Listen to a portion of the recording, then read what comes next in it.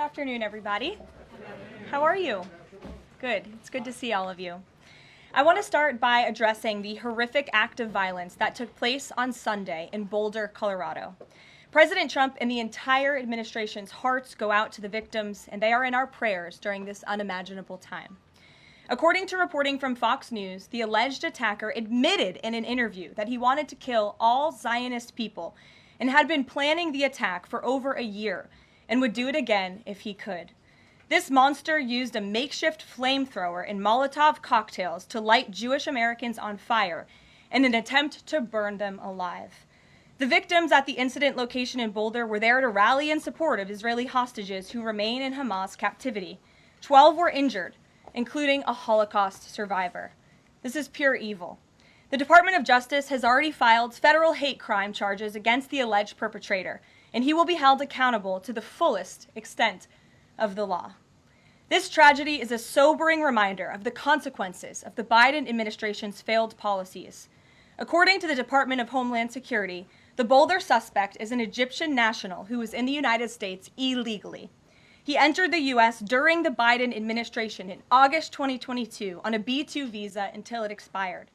Upon the visa expiration, he overstayed, filed an asylum claim, and was given a work authorization by the Biden administration. Instead of deporting this heinous individual, Joe Biden's administration allowed him to stay in our country and to work. President Trump sounded the alarm over these reckless Biden policies for years because this is the predictable result of letting anti-American radicals and illegal immigrants pour into our country.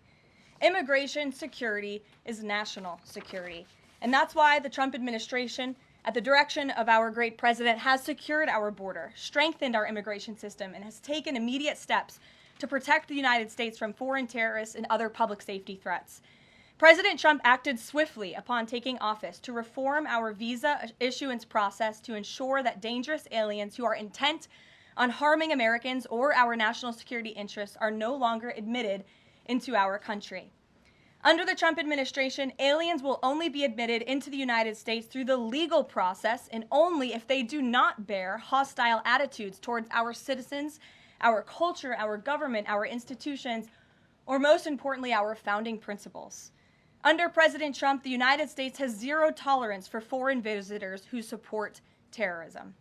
Violators of U.S. law, including international students, will continue to face visa denial or revocation and deportation. And illegal alien criminals will continue to be arrested and deported from our country.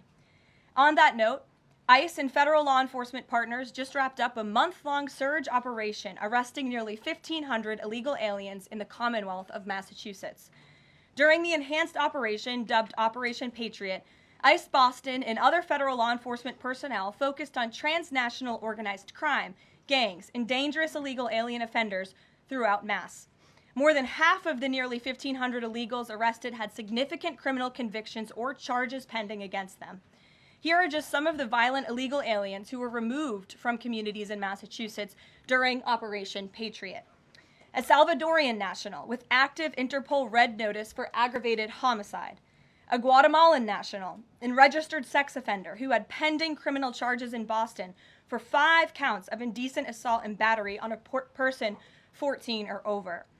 A Honduran national who was last arrested for rape, indecent assault, and battery of a person 14 or over. A Colombian national charged with kidnapping, aggravated rape, and indecent assault and battery on a person 14 or over. And a Guatemalan national who was convicted of murder in Boston. Also, a Brazilian national who was charged with aggravated rape of a child by force and possession of child pornography. Again, these are people who were living in the Commonwealth of Massachusetts.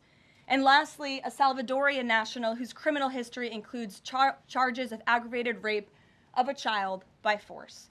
I don't think anybody in this room wants these types of heinous criminals in your communities. And it's thanks to this administration that they are being removed from our country. When Democrat-run jurisdictions released violent illegal alien criminals back into communities after making arrests instead of turning them over to federal immigration enforcement like they should, those Democrats are putting law-abiding Americans at risk. And these insane policies force law enforcement officials to make much more difficult arrests that put their lives, our law enforcement lives, in jeopardy. President Trump is incredibly grateful for our heroic officers on the front lines getting these violent, illegal alien invaders out of our communities. Law and order is back in America under President Trump. And on that same note, there are new crime statistics that show crime is plummeting. In fact, Politico summed it up like this. Murder rates are tumbling across the U.S. in 2025. Homicide stats are down at least 20% over last year, and we could be on course for the lowest number on record. With President Trump in charge, the days of criminals being put over victims are over.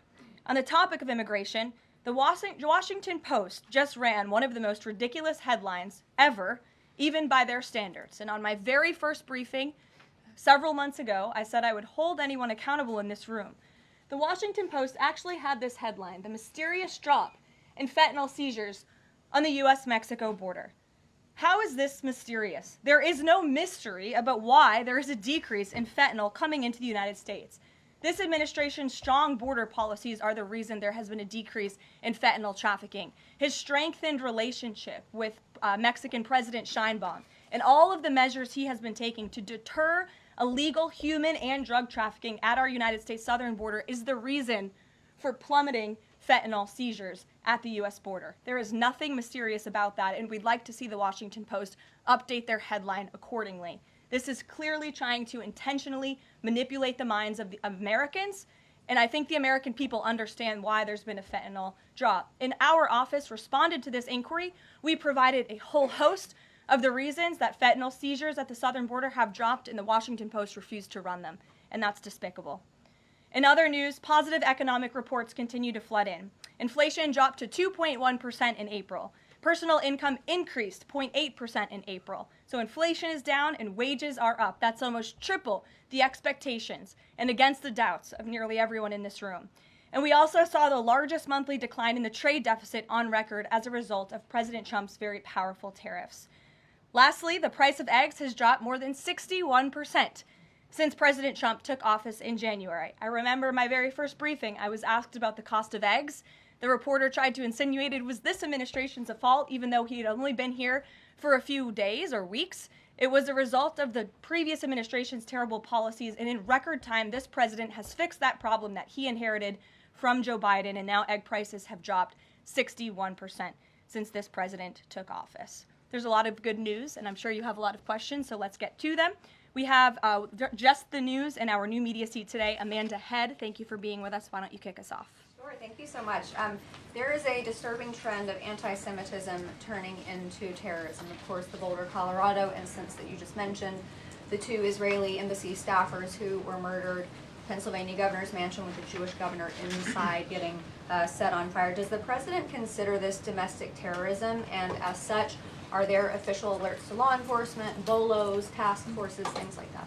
The president has made it very clear, as he said in his statement yesterday, that yes, these anti-Semitic acts of violence are do qualify as terrorism, and he does not want to see terrorism or violence of any form taking place in the United States of America.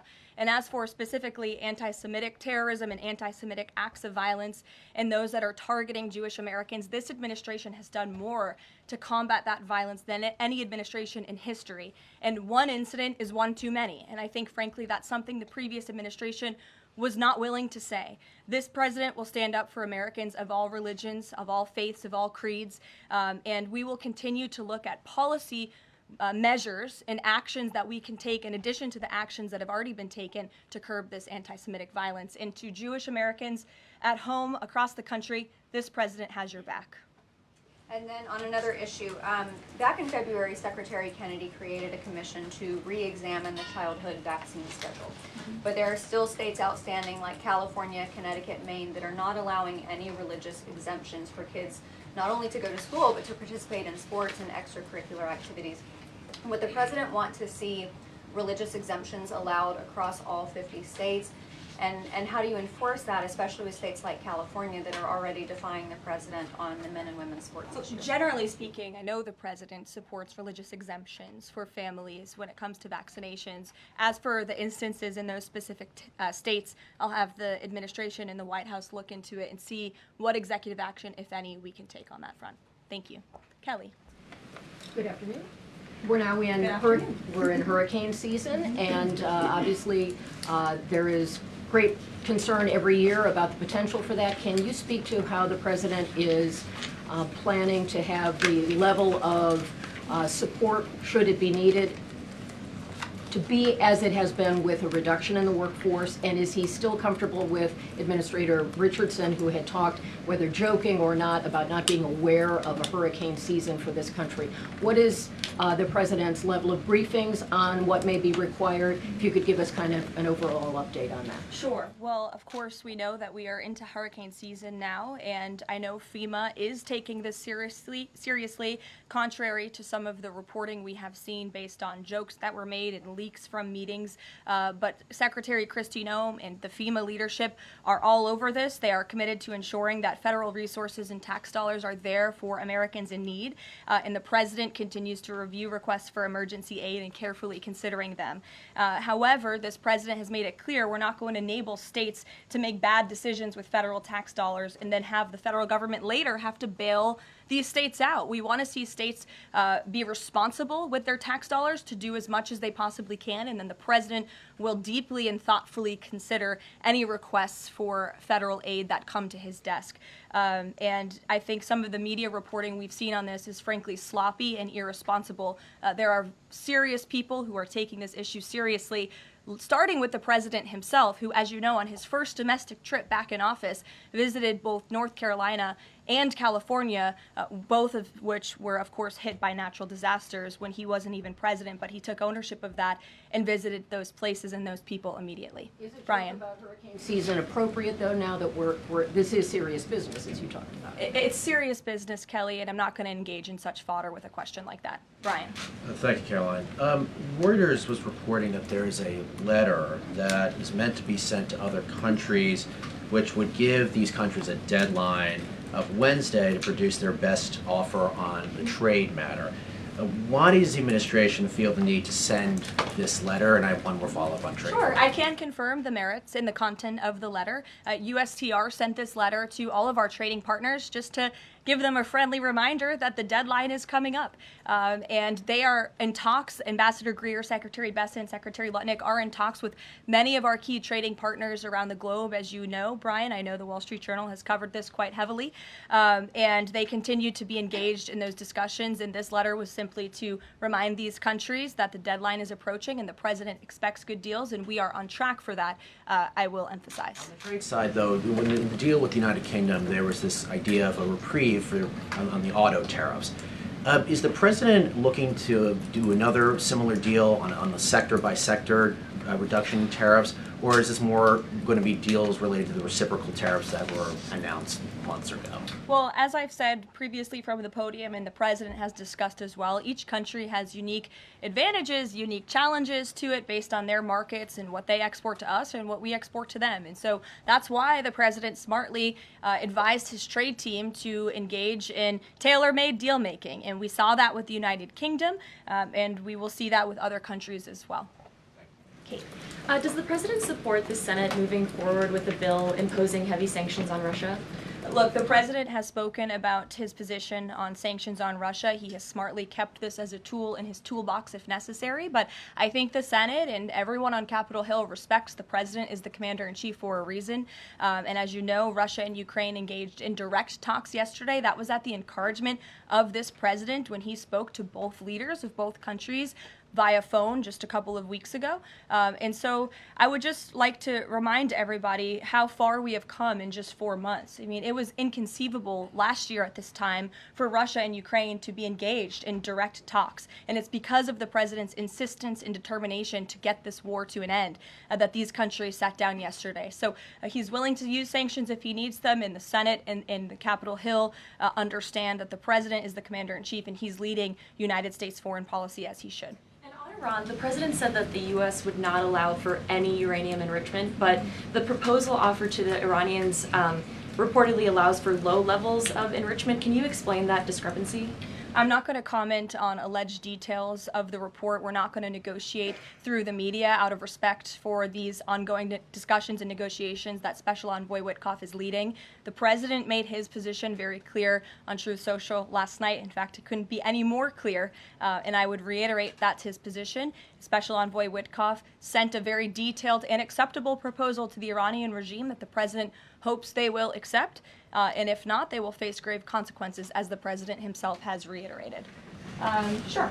Thanks, Caroline. You're welcome. A couple of things, if I may. Firstly, can you confirm whether or not President Trump is going to be going to the NATO summit in The Hague later this month? I can confirm he will be going to the NATO summit, yes. Great, thanks. And another question on the Netherlands, in fact.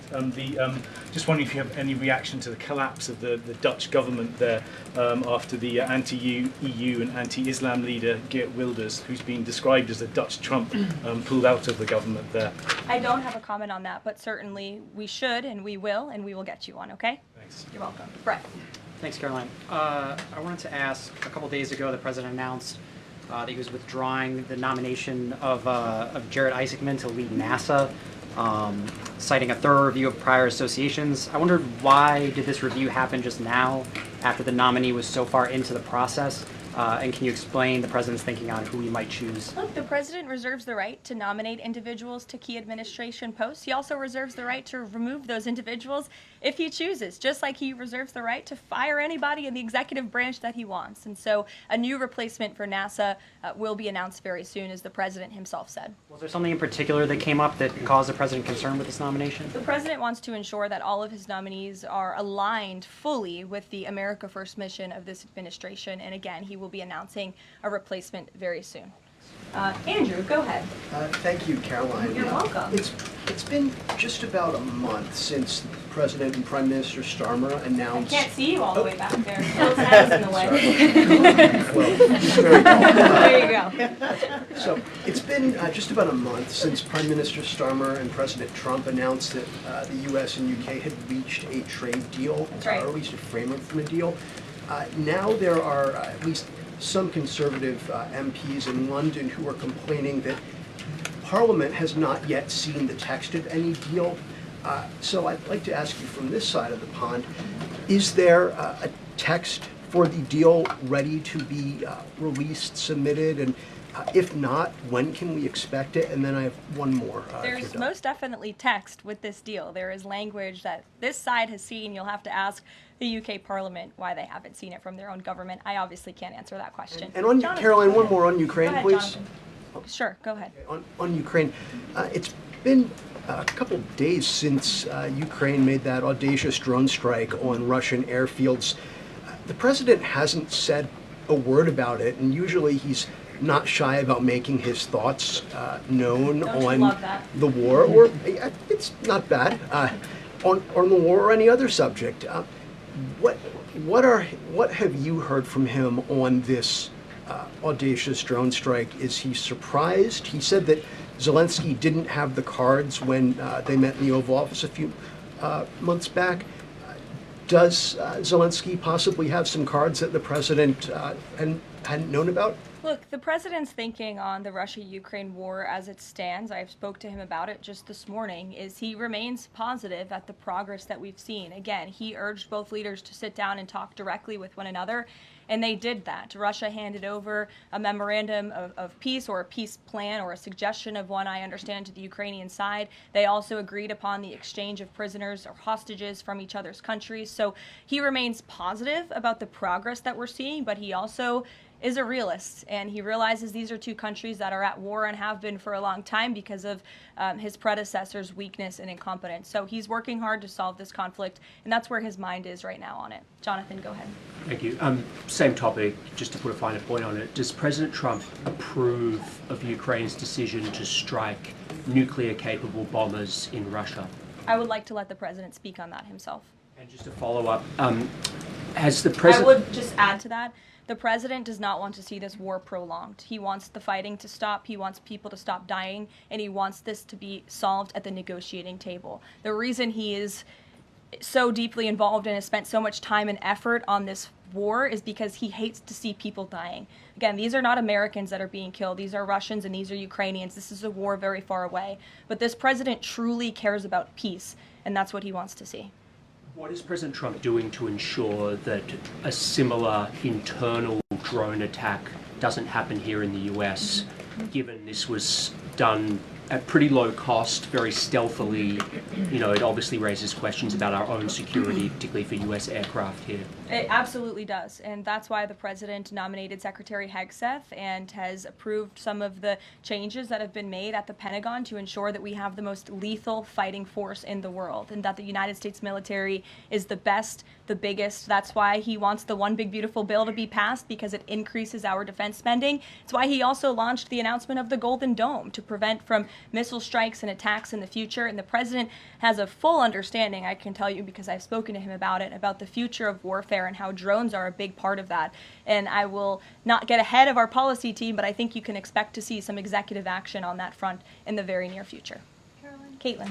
Two questions for you as well. On the Big Beautiful Bill, you said recently that it is, quote, blatantly wrong to say that it adds to the deficit. You essentially said that an estimate from the Congressional Budget Office and other scorekeepers you believe are wrong. But Republicans like Ron Johnson and Rand Paul disagree. They are saying that it will add to the deficit. That is their concern. Is the White House's position that those two Republican senators are, quote, blatantly wrong? It is. Those senators, it's not news that they disagree with this president on policy, and the president has vocally called them out for it and for they're not having their facts together. I would add the Congressional Budget Office has been historically wrong. In fact, they predicted the Trump tax cuts from the president's first term in 2017. Their prediction was wrong by $500 billion. Those tax cuts had nearly $500 billion more of revenue than the Congressional Budget Office scored. And I would also point out, I don't think many people know this, there hasn't been a single staffer in the entire Congressional Budget Office that has contributed to a Republican since the year 2000. But guess what? There have been many staffers within the Congressional Budget Office who have contributed to Democrat candidates and politicians every single cycle since. So unfortunately, this is an institution in our country that has become partisan and political, and we are very confident in our own economic analyses of this bill. There is $1.6 trillion in savings, and our Office of Management and Budget Director, Russ Vought, is a fiscal hawk. He is well known in this city for being a well-respected fiscal hawk. He has tools at his disposal to produce even more savings. And as you know, the White House will be sending our rescissions package to Capitol Hill today. And on immigration, the other day that the Homeland Security Secretary said, and I'm quoting her now, that an illegal alien threatened to assassinate President Trump and highlighted his arrest. A man has now admitted to framing him, saying that he wrote the letter that the DHS Secretary Kristi Noem posted online. Last I checked before I came into the room, that post was still up from DHS. Does the White House expect them to issue a clarification or a correction on that front? We can ask the Department of Homeland Security and get back to you. Jeff. Caroline, is the United States putting pressure on China to release its hold on rare earths that are hurting car companies and technology companies now that require that for their products, and is that pressure working? Well, I can assure you that the administration is actively monitoring China's compliance with the Geneva Trade Agreement. I know the United States, on our end, we have complied with the terms that we set, and our administration officials continue to be engaged in correspondence with their Chinese counterparts. And as you all know, and I know there's a lot of interest in it, there will be a leader-to-leader talk very soon. And when that happens, as always, we will let you know. Also in Asia, just does the White House have a reaction to the results of the election in South Korea? Yes, we do. In fact, let me find it here for you. It should be somewhere in here. Thank you. We do not, but I will get you one, Jeff. Go ahead. Thanks, Caroline. Two questions on trade. Is this letter that was sent to trading partners a sign that the president isn't satisfied with the pace of these negotiations? Is he trying to light a fire under these talks now? Well, look, the president has been very direct to our trading partners in his conversations with them, with foreign leaders directly, that they need to cut deals with the United States of America. The tariff agenda of this president, he believes very strongly in it. And as you've all seen, he's unafraid to use tariffs to protect our industries and protect our workers. But he wants to see these tailor-made deals be signed. And I will tell you, of course, I never want to be the one negotiating with the press about these internal discussions and deliberations. But our team, who is deeply deeply involved in this, sees these deals moving in the right direction. In fact, Ambassador Greer is in Paris right now meeting with many of our trading partners. We should still expect this flurry of deals in the next 36 days, and the plan is still for those full tariffs to go back into effect on July 9th. The plan is for the announcement of these deals to be made very, very soon, yes. Sure. Thank you, Caroline. You're welcome. So Governor Whitmer confirmed that she spoke with President Trump about the possibility of pardoning the plotters against her, the kidnapping case. She didn't give us an idea of what the president's reaction was to that. Do you have any information about what he said? Well, I won't reveal the president's private discussion unless he gives me liberty to, but I will reiterate what he said publicly when he was asked by one of the journalists in this room in the Oval Office a couple of weeks ago about the pardons. He said it's something he would look at, nothing more, nothing less. Haley, go ahead. Thanks, Caroline. And then to Kelly next to you. Thank you. When it comes to the leader-to-leader call with Xi Jinping this week, what is the president's expectation of this call? Is he looking for concrete outcomes out of this, or is he looking to kind of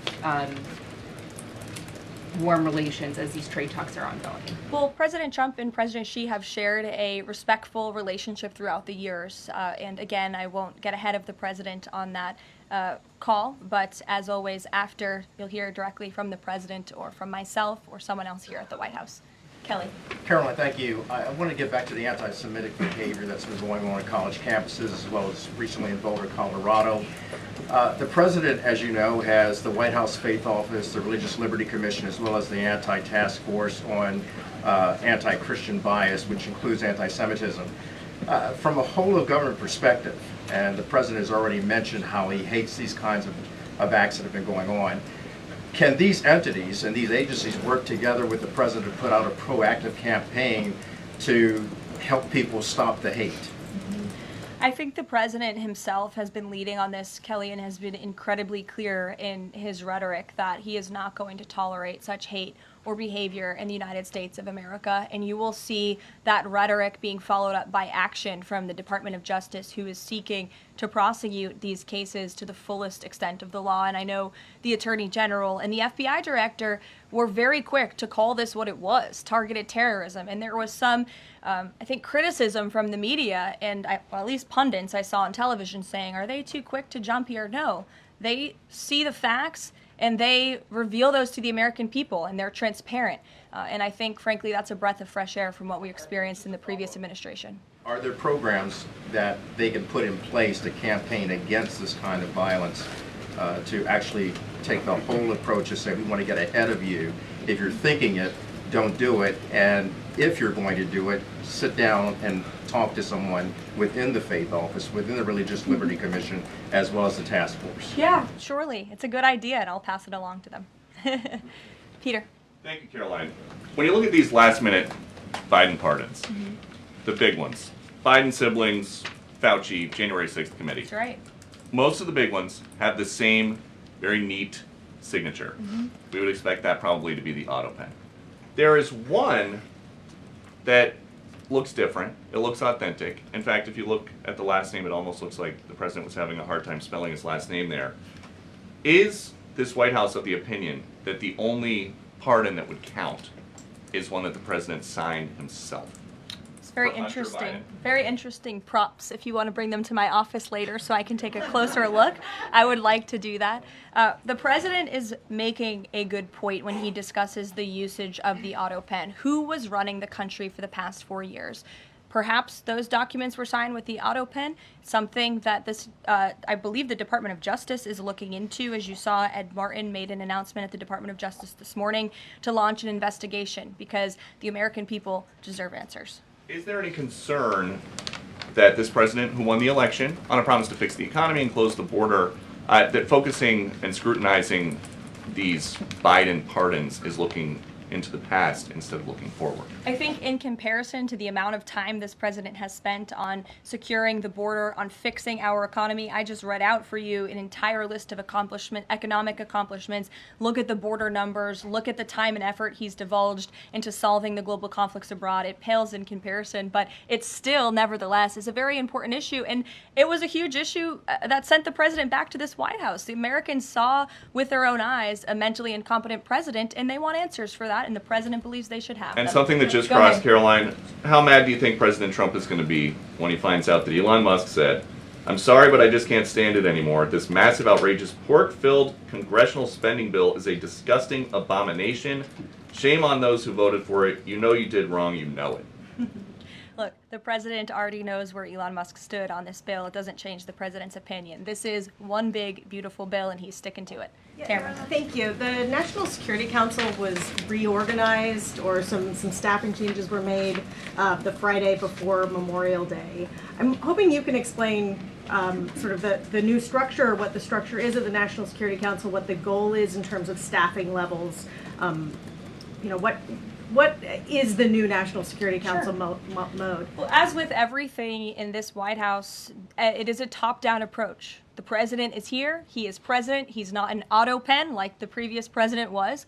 He's very much involved in literally every policy discussion and decision that takes place. And we felt it was best to reorganize the National Security Council to respond to that top-down approach that we have here in this White House, and to streamline the efficiency and the effectiveness of the National Security Council. And I would add that Secretary of State Rubio and now National Security Advisor Rubio is doing a tremendous job at leading the National Security Council. He knows the president. He understands where the president is on these issues. He's great to work with here at the White House. I can tell you that. I appreciate seeing him a lot more in the building. And he and the president and the entire National Security Council, who's made up of great patriots who love this country, are doing a tremendous job on the many conflicts around the world that this administration inherited.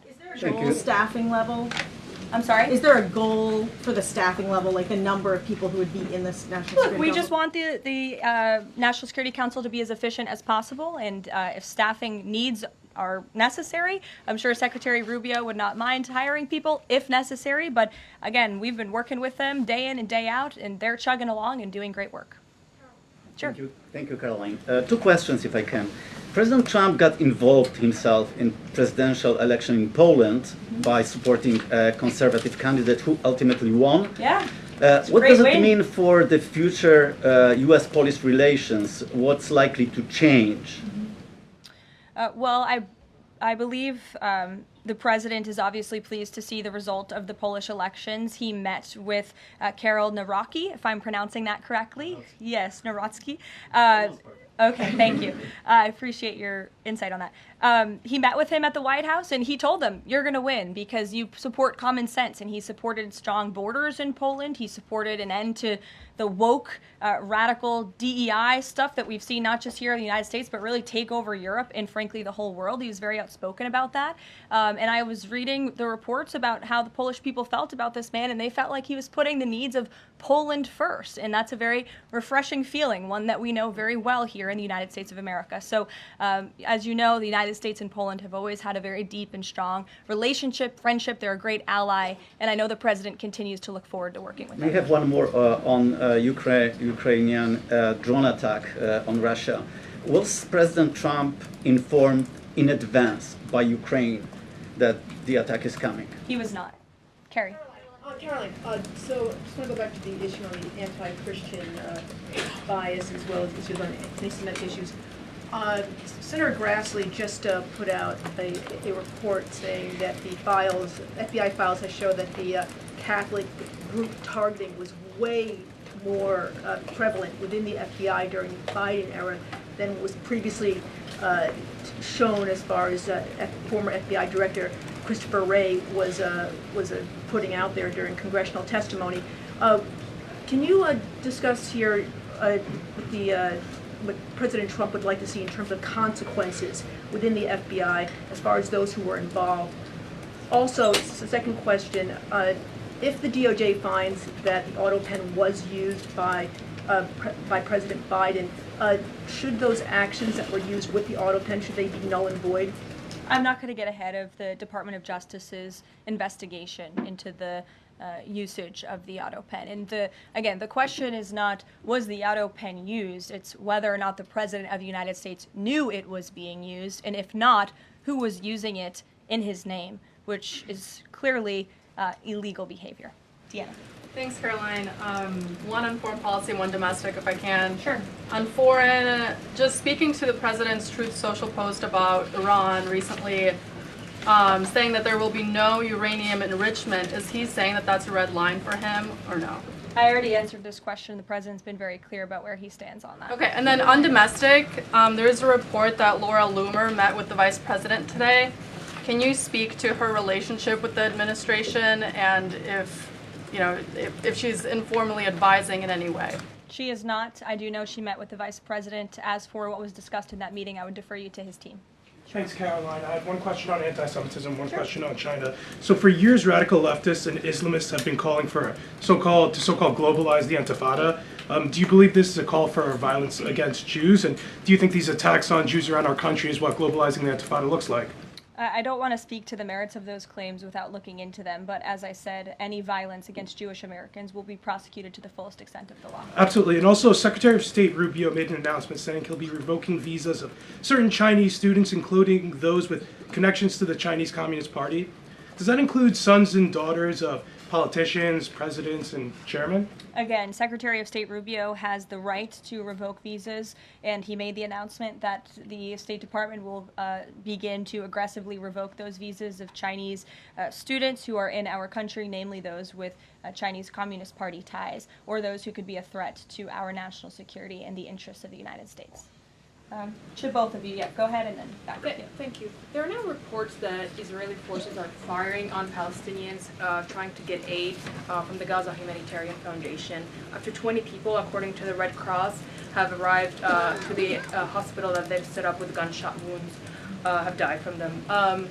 Is this administration aware of these? And I mean, what is being done to address this situation? The administration is aware of those reports, and we are currently looking into the veracity of them because, unfortunately, unlike some in the media, we don't take the word of Hamas with total truth. We like to look into it when they speak. Unlike the BBC, who had multiple headlines, they wrote, Israeli tank kills 26, Israeli tank kills 21, Israeli gunfire kills 31, Red Cross says 21 people were killed in an aid incident, and then, oh wait, they had to correct and take down their entire story, saying we reviewed the footage and couldn't find any evidence of anything. Oh, okay, so we're going to look into reports before we confirm them from this podium or before we take action, and I suggest that journalists who actually care about truth do the same to reduce the amount of misinformation that's going around the globe on this front. John. About the change in the leadership of the organization, what does that mean going forward, and why so early on is this happening? What organization? The Humanitarian Foundation. Well, look, this was a creative idea that the president called for to get aid into the region. These people were desperate and starving, and the president didn't like seeing imagery of that, and he wanted to ensure that aid was brought in with the approval of Israel for understandable reasons. We will never forget the brutal attack on October 7th. And again, this is something that the previous administration was unwilling to put the time and effort into doing. John. Thanks a lot, Caroline. I want to bring it back to the way you began your briefing, talking about the president's mass deportation program and his priorities. 40% of crop farm workers in the U.S. are undocumented, and that's according to the Agriculture Department. Do they have a carve-out in terms of the president's mass deportation program? The president and the Trump administration have been very clear. If you are in the country illegally, you are subject to deportation. Is there any concern that, given that large number, if that number is correct, 40% of crop farm workers being undocumented, that could impact the food supply here in America if those individuals that obviously help pick crops all across the country are deported en masse? Again, this administration is focused on deporting individuals who are in our country illegally. It's something we have to do. We cannot allow the previous administration's invasion of our country of illegal immigrants to continue. We just can't have it. And this is a law and order president. As for our farmers and their concerns, they have a president who has their backs and listens to their concerns and hears them. But we also have a legal pathway to come to this country and work specifically for agricultural work. So there's a legal way to do it, and we encourage that legal pathway, and we're currently working on strengthening our legal immigration system for that reason. Sure. Thank you, Caroline. I just wanted to follow up on your statement last week regarding the Maha report. Sure. You said that there was, you said, I understand there were some formatting issues with the Maha report that are being addressed, and that report will be updated. We also understand that since that, there have been some citations that came about. There's citations of studies that either did not exist or did not back up the report's conclusions.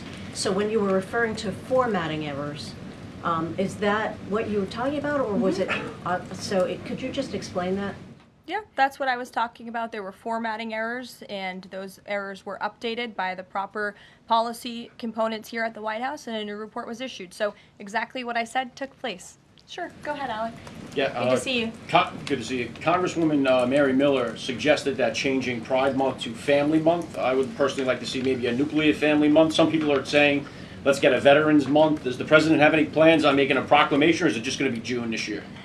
Well, there are no plans for a proclamation for the month of June, but I can tell you this president is very proud to be a president for all Americans, regardless of race, religion, or creed. Caroline. All right, Reagan, go ahead. Thank you, Caroline. And then I'll go to you. Thank you. You're welcome. Colorado passed sanctuary protections for illegals 1 month before the terrorist attack this weekend. 2 questions. Why did the DHS remove the sanctuary cities list that he had published, which was ordered by the president? And then what is the administration going to do to further crack down on sanctuary jurisdictions to prevent attacks like what happened in Colorado? Sure. The Department of Homeland Security will be issuing a new list of sanctuary cities, an accurate list of sanctuary cities. As for what we're doing to crack down, the president has signed various executive orders and has directed the Attorney General to prosecute state and local officials who are not complying with federal immigration authorities and, most importantly, federal immigration law. Thanks, Caroline. Thank you, Caroline. Caroline. Thank you very much. Go ahead. So, does the president take calls from foreign leaders on the tariffs on steel and aluminum? Does he still intend to double them tomorrow morning? The president will be signing that executive order today, and steel and aluminum tariffs will be going to 50%, yes. It's going to change, or it's going to be suspended? He made that announcement in Pennsylvania, and he plans to deliver on that promise to Pennsylvanians. And why is he hiking it? And Ed, go ahead. Yes. I can answer that, but go ahead, Ed. Oh, yes. Thank you, Caroline. So a Chinese Foreign Ministry spokesperson today said that the U.S. imposed harmful measures like new chip controls and pledging to revoke Chinese student visas. So are the Chinese the victims in this trade back and forth? Look, I don't think anyone is the victim. These are 2 strong countries, and as I said, the president has a good relationship with China's president and leader, and that discussion will take place later this week. And what other authorities is the president looking at for tariffs should the decision of the appeals court not go his direction? Well, right now, his tariffs remain in effect. We spoke at length in my briefing last week about that decision that came down from the International Trade Court, which has been put on pause because the president absolutely does have the authority to implement tariffs and to declare a national emergency for our crippling trade deficit. He could always have the power to use Section 202 or Section 301 as well to impose tariffs if he deems necessary, especially Section 202 tariffs, which are sectoral, as you know, to protect our critical supply chains here at home. Thanks, Caroline. You're welcome. You've got U.S. business leaders begging for certainty. So why did the president suddenly decide to hike tariffs on steel and aluminum again? You also have U.S. business leaders begging to meet with this president and begging to come to the White House to talk to him because they know that he is a negotiator in chief, that he's making good deals on behalf of the American worker and the steel worker, in particular when it comes to the steel and aluminum tariffs, which he discussed in his speech at length at Pennsylvania, and the need for them. And I would just add, I was at that speech on Friday with the president, and there were 2,000 steel workers and their families in the room, many of them wearing their hard hats. I spoke to one backstage who said this is the greatest thing that has happened for that community in Pittsburgh, Pennsylvania in 60 years, because this is a president who doesn't just talk the talk, he walks the walk too, and he's delivering on his promises to bolster our steel and aluminum industries in this country and to protect those jobs. If not for this president, that steel plant in Pittsburgh, Pennsylvania would have closed. Those jobs would have been lost, and the president saved that company, he saved those jobs, and he's saving that community, and that's the intention of the steel tariffs, which he will sign later this afternoon. Thank you very much, everyone. We'll see you later. Friday for She.